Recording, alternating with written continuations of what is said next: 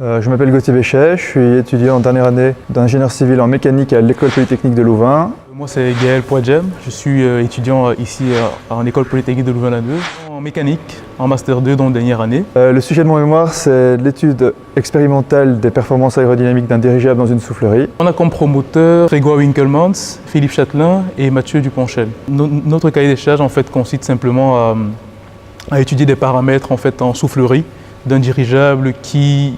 C'est un projet réel en fait, donc il y a un vrai dirigeable qui va être conçu.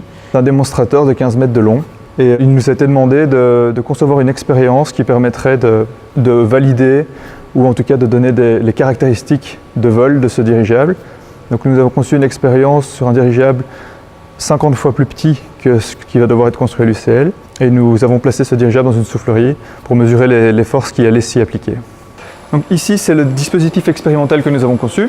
Il y avait déjà ce portique et cette balance qui permet de mesurer les forces. Donc nous avons conçu le support qui vient se fixer sur la balance ici. Ce support est un cadre qui permet de pivoter pour incliner le dirigeable à différents angles d'attaque. Donc ça c'est le dirigeable proprement dit et on le place en face de la soufflerie.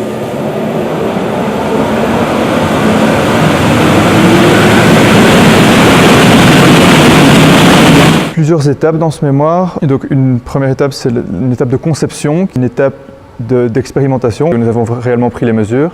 Et la troisième étape est une étape de validation des données et de comparaison des résultats avec la littérature. Nous avons aussi fait de la visualisation, c'est-à-dire nous avons pris des images de l'écoulement qui s'établissait autour du dirigeable. Et pour ça, nous avons utilisé une technologie qui s'appelle PIV. Alors nous avons ici le bras laser qui va envoyer des rayons lumineux en fait, sur le plan du dirigeable. Nous avons à côté les caméras qui vont justement récupérer les images qui vont être traitées par la suite. Et tout ça constitue donc justement la PIV, la Particle Image Velocimetry. Et ça permet d'obtenir des jolis champs de vecteurs et de vraiment comprendre ce qui se passe au niveau de l'écoulement. La finalité de ce mémoire, finalement, c'est de générer des données utiles pour le contrôle de vol du démonstrateur.